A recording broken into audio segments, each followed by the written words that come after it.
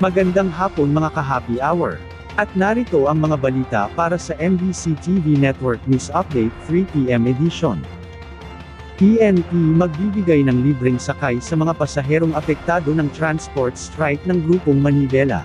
Aabot sa 1,469 na mga sasakyan ng Philippine National Police ang ipinakalat sa buong bansa para magbigay ng libreng sakay sa mga maaapektuhan ng transport strike. Ito ay sa gitna ng nagpapatuloy na 3 araw na tigil pasada ng Grupong Manibela simula March 24 hanggang March 26. Ayon kay PNP spokesperson at Police Regional Office 3 Director Police Brigadier General Jean Fajardo, bukod dito ay nagdeploy din ng pambansang pulisya ng 48,555 na mga pulis para matiyak ang seguridad at kaayusan sa panahon ng transport strike. Tiniyak naman ng PNP na patuloy nilang paiiralan ang maximum tolerance sa mga kalahok sa aktibidad. Samantala, sinabi ni Fajardo na walang naitatalang anumang insidente ng karahasan kaugnay sa tigil pasada at nananatiling generally peaceful ang sitwasyon sa buong bansa.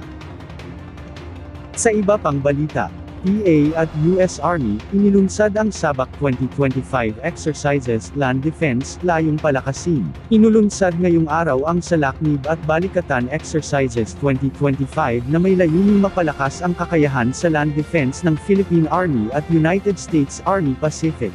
Nanguna sa ginawang exercises si PA Vice Commander Major General Leo Devic Gwynedd upang buksan ang gagawing drill sa Fort Magsaysay, Nueva Ecija.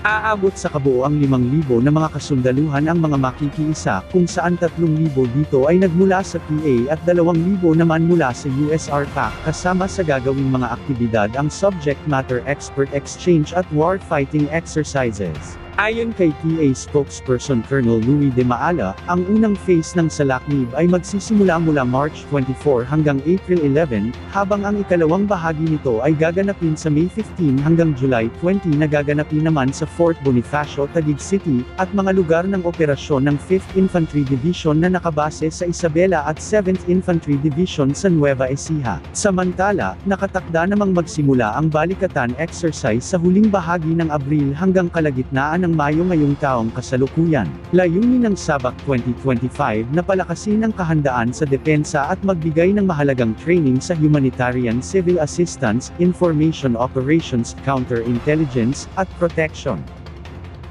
At yan ang mga balita para sa MBC TV Network News Update 3 PM edition. Abangan ang mga susunod na balitaan mamaya para sa 4 PM edition.